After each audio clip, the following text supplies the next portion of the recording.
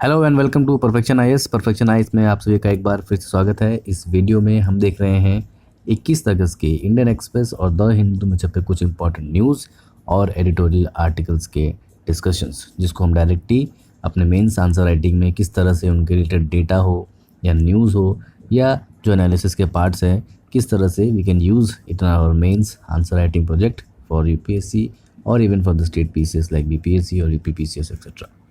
Let's get started.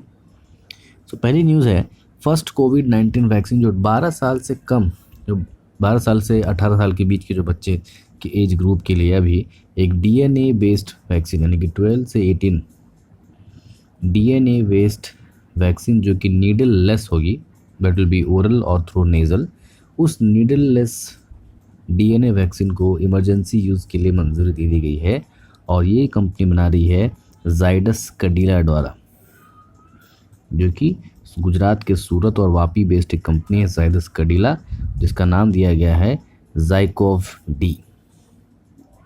So ज़ाइकोव D नाम की DNA based vaccine जो कि नीडल लेस है और जिसके पहले ट्रायल में 66% की एफिशिएंसी देने का प्रावधान है मिला है, और ये 3 डोज वाली वैक्सीन, तो बहुत important, it is a 3 dose vaccine, जो कि पहला डोज के बाद दूसरे डोज के गैप होगा वो 28 दिन और दूसरे से तीसरे के बीच में जो गैप होगा वो 56 दिनों का गैप होगा। यानी कि जो 12 से लेकर 18 साल के बच्चे हैं उसमें पहली बार इस ग्रुप की वैक्सीन को मंजूरी दी गई है, जो एक सिग्निफिकेंट पॉपुलेशन है, जो भारत में रेट ऑफ वैक्सीनेशन को बढ़ाने में बहुत मदद देगी, क्योंकि आपको पता है कि ऑलरेडी हम 50% के आसपास भी नहीं पहुँचे हैं। हमको 50% मिनिमम कवर करना है अपने पॉपुलेशन का, और जब तक हम ये कवर नहीं करेंगे हमारा वैक्सीन बैरियर नहीं बनेगा। सो 3 चीज़ आने के लिए इंपॉर्टेंट है। पहला कि ऐसी पहली कोविड वैक्सीन जो 12 साल के ऊपर के बच्चों की लगी, तो that is ZyCoV D made by Zydus Cadila which is a Gujarat based company and it is also needle free and DNA based vaccine. Next important news is about the palm oil. हाल ही में आपने इस न्यूज़ में सुना होगा कि जो खाद्य तेल है, दैट इज़ एडिबल ऑयल के प्राइजेस काफ़ी बढ़ रहे हैं।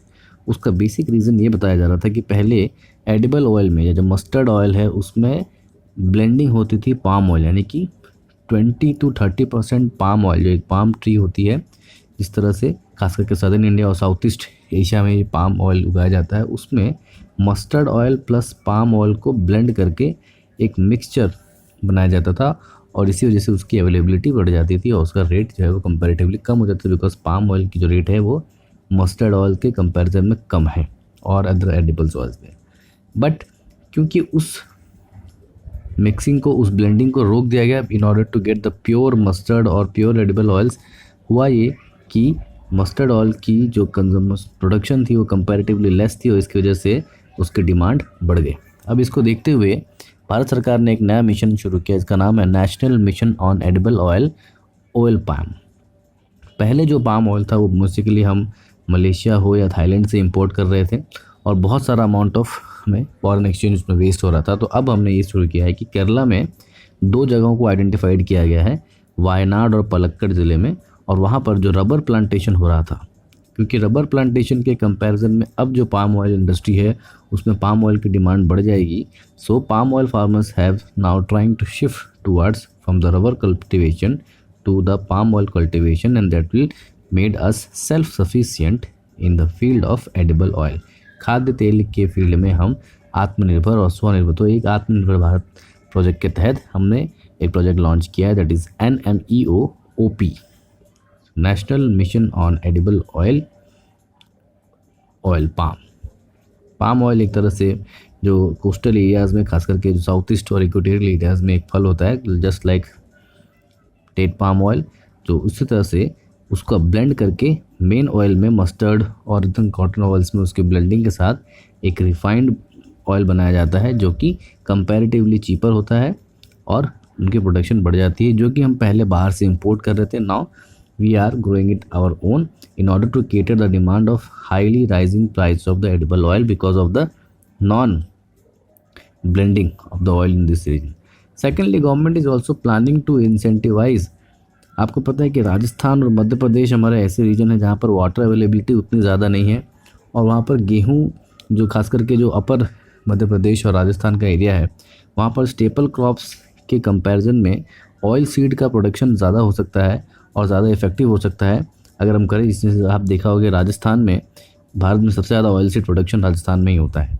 तो उनको इंसेंटिवाइज करके जो पाम ऑयल हम बाहर से मंगा रहे हैं या जो पाम ऑयल की हमको ब्लेंडिंग करनी पड़ रही है, क्यों ना हम सनफ्लावर और मस्टर्ड कल्टीवेशन करके उस एडिबल ऑयल को we can not encourage in the Rajasthan, Madhya Pradesh and even in the Uttar Pradesh area. Similarly, try to tie it even some areas of Gujarat also. So government is also trying to disincentivize जो MSP दी जा जाती है खास करके गेहूं और धान पर, उसकी MSP को डिसेंटिवाइज किया जाए क्योंकि उसकी प्रोडक्शन जो है वो अनवांटेड एरियाज़ में भी हो रही है। तो उसकी MSP को कम करके या उसकी MSP को होल्ड करके या उसके MSP के तहत लेने जाने कुछ, यानी MSP के तहत जितने क्रॉप्स लेने हैं उन क्रॉप्स की क्वांटिटी को कम करके हम इसके बदले में क्या कर सकते हैं, जो एडिबल ऑयल्स हैं या जो ऑयल सीड्स हैं, मस्टर्ड ऑयल्स, नेक्सट्रॉन, पल्सेस, इस तरह की जो ऑयल सीड्स हैं उसकी MSP और उसकी ख़रीद को इंसेंटिवाइज कर सकते हैं, बढ़ा सकते हैं, उसके टर्नओवर बढ़ा सकते हैं। इससे होगा ये कि आने वाले समय में किसान जो है वो इस तरह के ऑयल सीड का प्रोडक्शन बढ़ा देंगे and that will lead to more and more edible oil production in the country. और जो अभी अपकमिंग जो रेट्स है एडिबल ऑयल्स के, जो they are reaching higher and fly rocketing, वो उस पर कहीं ना कहीं कंट्रोल किया जा सकता है। But that is a long term process. तो शॉर्ट टर्म प्रोसेस तो ये है कि जो गवर्नमेंट ने जो ब्लेंडिंग को स्टॉप किया था वो ब्लेंडिंग को फिर से अलाउ किया जाए और इन सारे एरियाज़ में, खास करके जिन एरिया से हम पाम ऑयल मंगा सकते हैं, we can blend it and we can increase it. But the long process is कि उन जगहों पर जहाँ पर गेहूँ और चावल को ज़बरदस्ती उगाया जाता है in order to get MSP, जो उन प्लेसेस के हिसाब से सूटेबल ना होने के बावजूद, बिकॉज गेहूं और चावल की MSP अच्छी मिलती है, ख़रीद अच्छी होती है, इसलिए किसान उसे उगाता है, बजाय उसके कि वो जगह जो है उसके लिए सूटेबल नहीं हो तो भी एक्स्ट्रा पानी देकर, एक्स्ट्रा खाद देकर, तो कहीं ना कहीं उसे डिसेंटिवाइज किया जाए। लेकिन फिर बीच में there is politics, there is farm protest. तो गवर्नमेंट अगर MSP कम कर देगी या उसके परचेजिंग लिमिट भी कम कर देगी, they will have to give some political losses as well. So development and politics will have to manage, और एक मैनेज करके हमें कम से कम ऑयल सीड्स, जो तिलहन है, इसमें तिलहन के खेती को बढ़ावा देना होगा, ताकि जो हम अपने जिस तरह से गेहूं चावल में हम सेल्फ सफिशिएंट हो गए, उस तरह से एडिबल ऑयल में भी हम सेल्फ सफिशिएंट हो सके। और इसी के तहत एक प्रोग्राम शुरू किया गया है, national mission on edible oil and oil palm, specially focusing in the rubber plantation of the Kerala region and to replace it with the oil palm cultivation. Again, most important news is we are going to see here is GSI यानी कि geological survey of India ने एक site है त्रिपुरा में जहाँ पर देखिए sculptures and temples पाए गए हैं, उसको one of the important sites, Jio tourism sites में लिस्ट किया है। तो इस तरह के क्वेश्चन कभी कभी आर्ट एंड कल्चर सेक्शन में UPSC बन जाते हैं, खास करके जो रिसेंट करंट अफेयर का जो ट्रेंड चल रहा है उसमें बहुत सारे स्टेट पीसीएस भी इसको पूछ लेते हैं। और इस जगह का नाम है ऊनकोटी। तो ऊनकोटी कहाँ है? ऊनकोटी डिस्ट्रिक्ट जो है वो त्रिपुरा में, वहाँ पर कुछ एक जियोलॉजिकल साइट ऑफ इंडिया ने जियो टूरिज़्म के तहत एक साइट को डिस्कवर किया है ऊनकोटी में, जिसमें बहुत ही ज़्यादा कार्विंग्स, टेम्पल्स, माउंटेन कार्विंग, जिस तरह की कार्विंग्स हम खजुराहो के टेम्पल पर देखते हैं, that is made in carving, but ये natural carvings have been found and it is placed in the north east geo tourism site. Sikkim के पास ऑलरेडी इस तरह की चीज़ें हैं, नागालैंड ने भी शुरू किया और हाल ही में त्रिपुरा ने भी इसको शुरू किया है। तो नॉर्थ ईस्ट में 12 location have been included and 32 approved geo tourism को जियो हेरिटेज साइट की तरह इंक्लूड किया गया। यानी कि देखा जाए तो 12 जगहों पर ऐसे 32 साइट्स को जियोलॉजिकल सर्वे ऑफ इंडिया ने राइट किया है जियो टूरिज़्म साइट। जो जियो टूरिज़्म एक नया टूरिज़्म का सेक्टर है जो आने वाले समय में बहुत गेन लेने वाला है, जहाँ पर किसी प्लेस की, किसी जगह की ज्योग्राफी और उसके एनवायरनमेंट की वजह से वहाँ पर लोग उसकी ज्योग्राफी और विशेष करके उसके एनवायरनमेंट, वहाँ का एटमॉस्फेयर, वहाँ की नेचुरल और सीनिक ब्यूटी को देखने के लिए जो आते हैं, that is called Jio tourism. Similarly किसी जगह की सांस्कृतिक विरासत को लोग देखने के लिए आते हैं तो वो कल्चरल टूरिज्म है। सो इस तरह की जो जियो टूरिज्म साइट्स को बढ़ावा देने की आवश्यकता है, खासकर कि इंडिया के कोस्टल पार्ट्स में और नॉर्थ ईस्ट पार्ट में, जो कि टूरिज्म जो है उस जगह के न केवल एम्प्लॉयमेंट बढ़ाएगा but also it will increase in the foreign exchange and the increase in the overall gross domestic product as well as the economic activities. Again important news is Naveen Patnaik Orissa के सीएम ने एक health card, smart health card, जिस तरह से Ayushman Bharat health card की ही तर्ज पर बल्कि उससे पहले ही एक स्मार्ट हेल्थ कार्ड लॉन्च करने की बात कही थी, जिसका इस 75वें इंडिपेंडेंस डे से उन्होंने वितरण शुरू कर दिया है, जिसके तहत प्रति एक परिवार को, खास करके उसमें अगर महिला होंगी तो उनको जो है वो 5 लाख रुपए तक की राशि मिलेगी इलाज कराने के लिए। और कोई भी इसमें फ्रिल सिस्टम नहीं है। फ्रिल सिस्टम का अर्थ यह है कि आप जाइए हॉस्पिटल में कार्ड दिखाइए और जस्ट लाइक जो एटीएम कार्ड्स से क्रेडिट या डेबिट कार्ड में आप पेमेंट करते हैं, यू हैव टू गो, और एक वर्ष में 5 लाख तक एक परिवार में किया जा सकता है। और अगर किसी महिला को विशेष समस्या है तो उसमें 10 लाख तक का देने की रकम की बात कही गई है। कोई अन्य कागज़, कोई और प्रूफ दिखाने की ज़रूरत नहीं है। जिसके पास ये स्मार्ट हेल्थ कार्ड है, he can go to directly any of the hospital और 5 लाख प्रति वर्ष एक परिवार को इसमें इलाज मिल सकता है। महिलाओं के विशेष कंडीशंस को देखते हुए, अलग अलग ऑपरेशन और मेडिकल डिवाइस को देखते हुए 10 लाख तक की सीमा भी इसमें की गई है। इन कार्ड्स के हितधारक यानी कि बेनिफिशियरी कौन होंगे? तो वो लोग होंगे जिन्हें अन्नपूर्णा और अंत्योदय योजना के तहत ऑलरेडी लाभ मिल रहा है। तो जो एक सूची बनी हुई है उन विषय में, जो अन्नपूर्णा या अंत्योदय योजना से लाभार्थियों की सूची वाले व्यक्तियों को स्मार्ट हेल्थ कार्ड दिया जाएगा। चाइल्ड मैरिजेस पर एक न्यूज़ आई है जिसमें ये देखा गया है कि चाइल्ड मैरिजेस में किस तरह का कन्विक्शन रेट है। यानी कि इसमें ये देखा गया कि ऐसे चाइल्ड मैरिज जो भाग करें एलोपमेंट से, जो बच्चे कम उम्र के 18 साल से कम के बच्चे जो घर से भागकर विवाह कर लेते हैं, उनमें जो है उस तरह की जो प्रोसिक्यूशन रेट है वो सबसे ज़्यादा, यानी कि आप देखेंगे 65%, 65% उसमें जो है वो प्रोसिक्यूशन रेट है, यानी कि 100 में से 65 लोग को इसमें सज़ा मिल जाती है। लेकिन जब वो अरेंज्ड में आ जाता है तब उसकी संख्या कम हो जाती है। यानी ऐसे बाल विवाह जो माता पिता की इच्छा से हुए हैं उसमें कन्विक्शन रेट आ जाता है 30, यानी कि 100 में से केवल 30 ही ऐसे केसेस में सज़ा मिल पाती है, बाकी 70% लोगों को सज़ा नहीं मिल पाती। और इसमें जो फोर्स्ड चाइल्ड मैरिज जिन्हें ज़बरदस्ती कराया गया है उसमें तो केवल 4.8% ही हैं। यानी कि चाइल्ड मैरिज में भी अलग अलग तरह के प्रोसिक्यूशन और सज़ा मिल रही है। यानी कि जो माता पिता या समाज के इच्छा के विरुद्ध भाग कर चाइल्ड मैरिज कर रहे हैं वहाँ तो प्रोसिक्यूशन सबसे ज़्यादा है, लेकिन जो समाज के मान्यता से जो बाल विवाह हो रहे हैं उनमें प्रोसिक्यूशन जो है वो रेट कम है। तो कहीं ना कहीं ये एक सामाजिक चेतना का विषय है, ये सोशल ट्रांसफॉर्मेशन का विषय है कि चाइल्ड मैरिज हो, बाल विवाह हो और भी बहुत सारी समस्याएं को जब तक सोसाइटी अपने आप में ट्रांसफॉर्म नहीं होगी, कोई भी कानून इस पर पूर्ण रूप से काम नहीं कर सकता। तो खास करके सोशियोलॉजी के जो स्टूडेंट्स हैं उसको ये डायरेक्टली डेटा को यूज़ कर सकते हैं, और भी सोशल सेक्टर हो या वुमेन एम्पावरमेंट के केसेस में आप इसको यूज़ किया जा सकता है, किस तरह से सोशल डिस्पैरिटी है। इसमें ये भी देखने को मिला है कि सबसे ज़्यादा प्रोसिक्यूशन जो है वो शेड्यूल कास्ट और शेड्यूल ट्राइब के ग्रुप में होता है, जबकि जो है वो फॉरवर्ड क्लास में बिल्कुल भी इसका प्रोसिक्यूशन नहीं हो पा रहा है। तो ये भी कहीं ना कहीं एक देखने की बात है कि ऐसी जातियाँ जो सामाजिक रूप से आगे तो हैं लेकिन इन कुप्रथाओं में भी पीछे नहीं, बल्कि उनकी जो संख्या है खास करके चाइल्ड मैरिजेस एक्सेट्रा में या वुमेन एम्पावरमेंट में वो पीछे रह जाती हैं।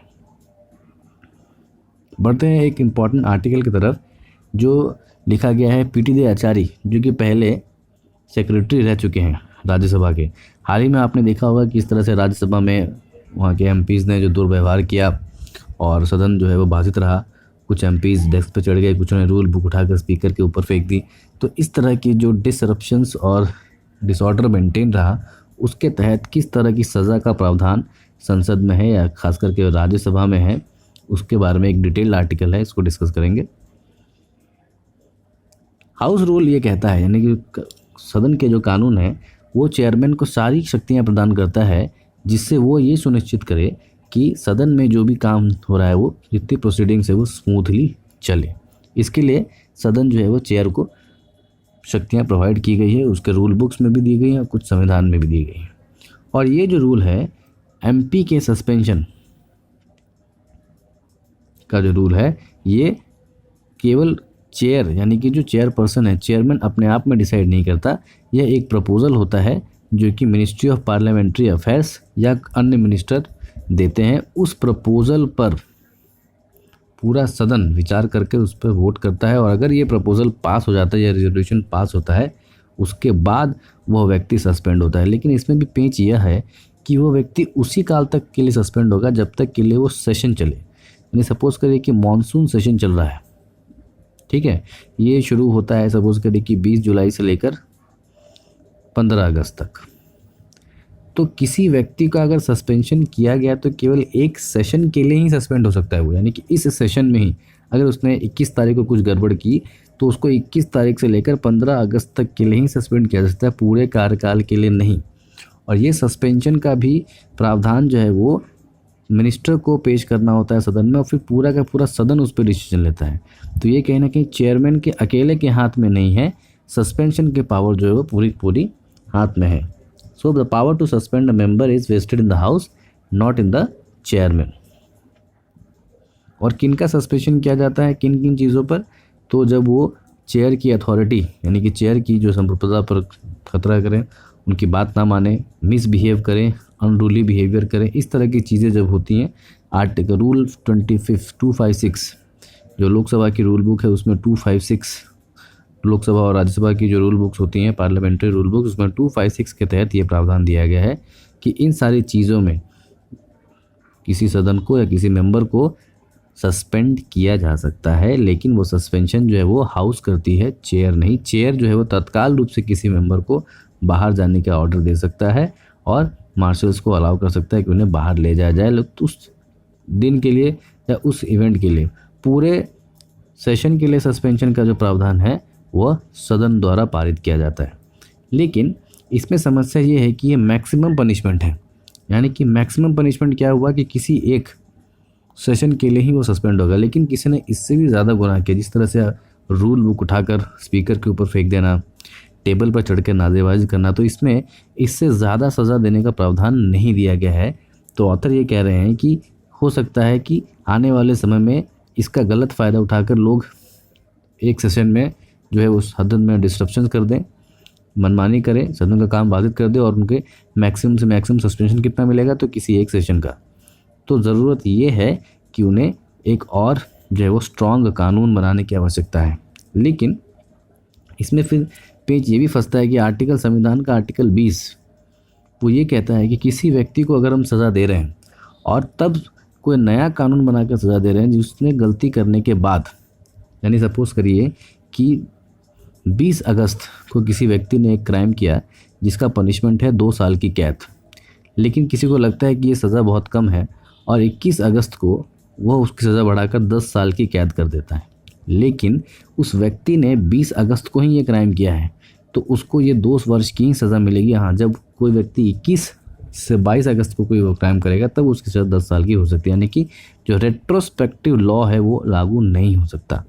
यानी कानून पिछले वक्त जब उसने क्राइम किया था, जब उसने कोई दोष किया था, तब जो कानून था उसी के तहत, उसी के प्रावधान के तहत उसे सज़ा मिल सकती है, दूसरे के तहत सज़ा नहीं मिल सकती। और कहीं ना कहीं इसीलिए जो हाल के जो मेंबर्स हैं उन्होंने जो गलती की है या जो जिस तरह का बिहेवियर किया है उसके लिए अगर नए प्रावधान भी बनाए जाए और कठोर प्रावधान भी बनाया जाए तो भी उनको सज़ा नहीं मिल पाएगी, ये उनकी चिंता व्यक्त कर रहे हैं। अब ये तो बात थी कि सदन के अंदर, जब सदन के बाहर कुछ होता है, ऐसे मिसकंडक्ट जो एमपी जो है वो सदन के बाहर करते हैं, क्योंकि आपको पता है कि मेंबर ऑफ पार्लियामेंट्स को कुछ प्रिविलेजेस अलाउड होती हैं। मेंबर ऑफ पार्लियामेंट होने के नाते उनके पास कुछ प्रिविलेजेस होती हैं कि उन पर पुलिस केस जब तक वो सदन में नहीं चल सकता, उनकी इंक्वायरी नहीं सकती, खास करके सिविल केसेस वगैरह में उनको नोटिस दिया वरना। तो अगर बाहर कुछ वो ऐसा करते हैं जिससे सदन की मर्यादा को ठेस पहुंचती है और अपने प्रिविलेज का गलत इस्तेमाल करते हैं, तो भी एक एथिक्स कमेटी होती है, वो इस पर बैठती है, हाउस कमेटी इस पर बात करती है और फिर एक सदन में रेजोल्यूशन पास होता है। और अगर उस रेजोल्यूशन में सर्वसम्मति से पास हो जाता है कि सदन के सदस्य ने सदन की गरिमा को ठेस पहुंचाया है या अगरिमापूर्ण कार्य किया है, तो उनको सस्पेंड भी किया जा सकता है। इस तरह के रूल भी बाहर के लिए भी हैं और अंदर के लिए। तो ऑथर का ये कहना है कि अब कम से कम समय आ गया है कि थोड़े कठोर प्रावधान बनाया जाए ताकि सदन का जो डेकोरम है, उच्च सदन, खासकर कि जो राज्यसभा है जिसे उच्च सदन कहते हैं, पढ़े लिखे लोगों का सदन, उसका डेकोरम बना रहे और वो पार्टी पॉलिटिक्स से ऊपर उठ सके। लोकतंत्र में जो पार्लियामेंट्री डेमोक्रेसी है उसमें 3D यानी कि 3D पे काम होता है।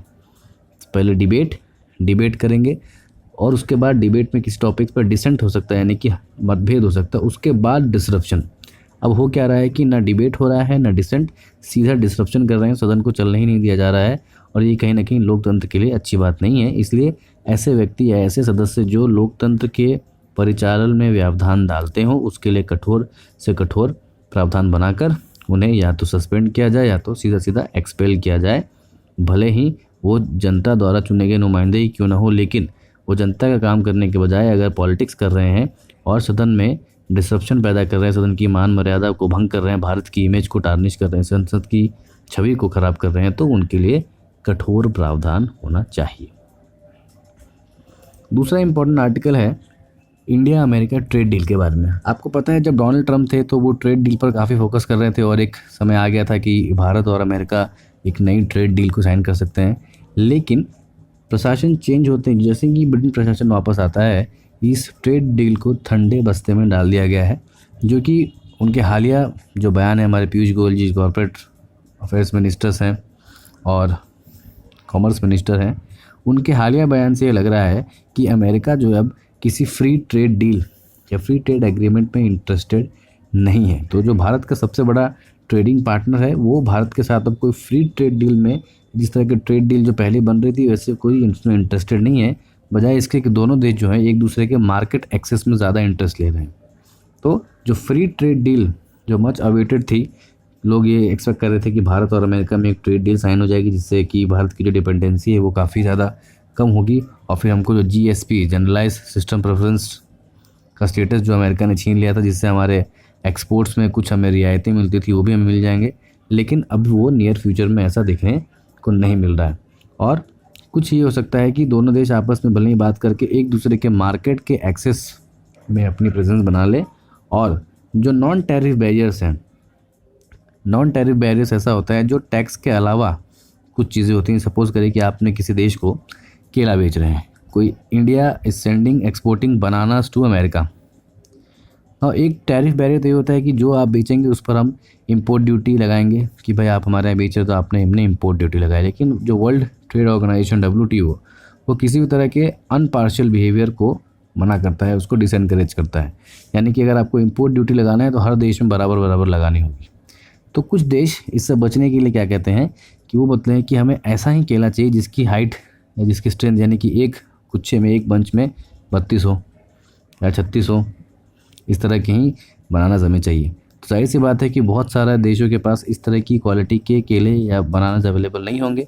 तो ये क्या हुआ, एक तरह का नॉन टैरिफ बैरियर यानी कि बिना कोई टैक्स लिए हुए भी एक बैरियर हो गया कि इंडिया वहाँ पर बनानास एक्सपोर्ट नहीं कर सकता। ऐसा मोस्टली देश इसलिए करते हैं ताकि जो अपनी लोकल प्रोडक्शन है उसको वो बचा सकें। तो दोनों देश इस पर सहमति हो गए हैं कि हम क्या करेंगे कि एक दूसरे के मार्केट को एक्सेस कितना मिल सके उस पर काम करेंगे, नॉन टैरिफ बैरियर्स को कम करेंगे, कुछ और कॉमन क्वालिटी स्टैंडर्ड्स को एक्सेप्ट करेंगे ताकि जो हमारा इंटरनल म्यूचुअल ट्रेड है वो कंटिन्यू रूप से चल सके। जो मोस्टली हमारा एक टारगेट था अमेरिका और इंडिया का कि हम $500 बिलियन का ट्रेड, बायलैटरल ट्रेड करें, उस पर कहीं ना कहीं काम करने की कोशिश अब होगी। लेकिन फ्री ट्रेड डील वाली कोई बात नहीं होगी। इसका कारण ये भी बताया जा रहा है कि भारत जो है वो आत्मनिर्भर भारत कैंपेन पर फोकस कर रहा है, जिससे जो वर्ल्ड इकोनॉमी है वो इसे एक क्लोज्ड मार्केट समझ रही है। जिस तरह से जो आत्मनिर्भर की जो बात का एक नेगेटिव इम्पैक्ट ये पड़ रहा है कि लोग कह रहे हैं कि ये सप्लाई चेन में सब कुछ जब आप खुद से ही बनाएंगे और हमारे से कुछ आप खरीदेंगे नहीं तो हम आपसे कोई चीज़ क्यों खरीदें।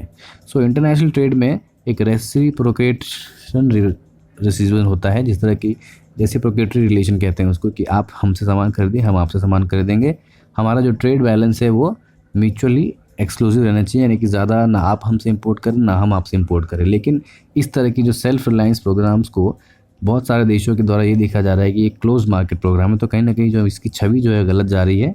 भले ही इसको हमने कहा है कि नहीं ये सेल्फ रिलायंस प्रोग्राम है जहाँ पर हम अपनी बेसिक नीड्स को खुद रिलायंट करने वाले हैं। लेकिन इस तरह से ये मतलब नहीं कि हम कंपटीशन ख़त्म कर रहे हैं। तो कहीं ना कहीं इसको और प्रोपेगेट करने की ज़रूरत है। आत्मनिर्भर भारत के तहत जो हमारा सेंटिमेंट्स इंटरनेशनल मार्केट में नेगेटिव ना जाए, सप्लाई चेन में हम बने रहें, इसकी चीज़ों को हमें देखने की ज़रूरत है। जिसकी वजह से क्या हुआ कि हाल ही में जो GSP status, generalise system preference status से हमें हटा दिया गया था, ये कहते हुए कि भारत की इकनॉमी अब इतनी अच्छी है, उसको इस तरह के जो है जीएसपी स्टेटस की कोई आवश्यकता नहीं है। मुख्यतः इन देशों को जीएसपी स्टेटस अमेरिका देता था, जो कि गरीब देश होते थे, खास करके डेवलपिंग कंट्रीज़, जो अमेरिका में अपना सामान एक्सपोर्ट करते थे और उन पर कोई विशेष तरह की एक्सपोर्ट ड्यूटी या इंपोर्ट ड्यूटी नहीं लगती थी। ये उन देशों के लिए था जो डेवलपिंग कंट्री के कैटेगरीज में आते थे। लेकिन जब अमेरिका ने कहा कि नहीं, इंडिया के साथ तो हमारा वैसे भी ट्रेड बैलेंस जो है वो बढ़ते जा रहा है, हम उनसे ज़्यादा खरीद रहे हैं, वो हमसे कम ले रहे हैं, तो इसको अब जीएसपी स्टेटस की ज़रूरत नहीं है।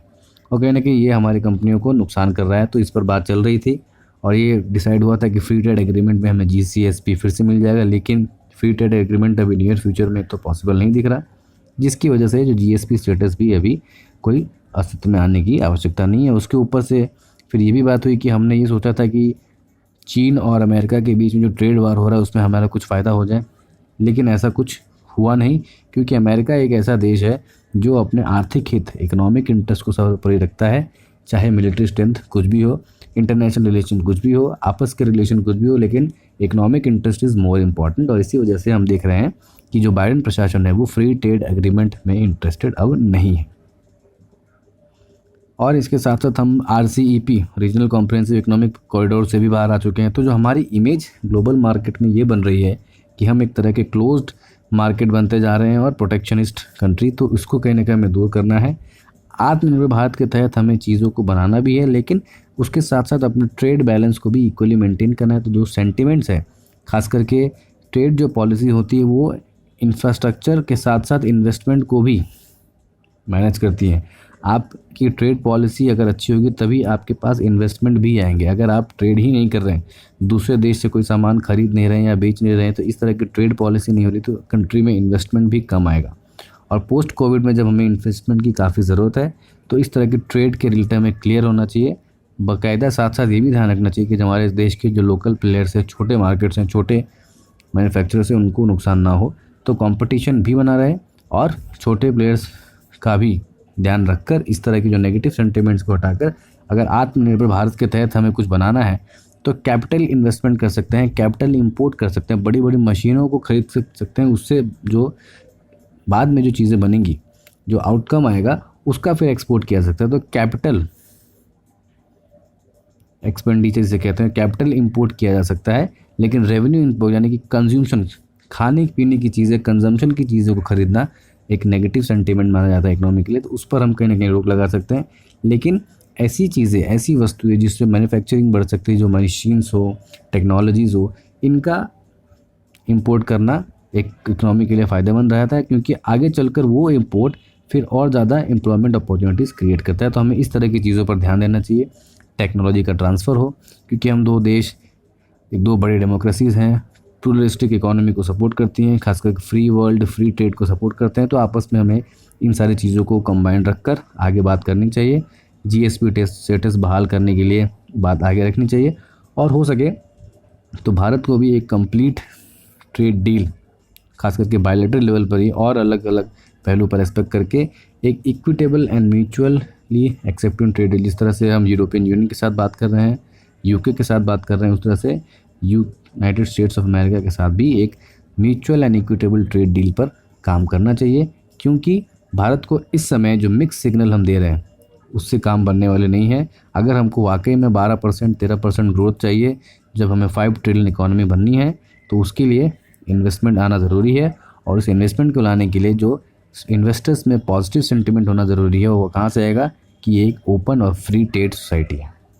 तो ये था आज की वीडियो का इम्पॉर्टेंट एनालिसिस।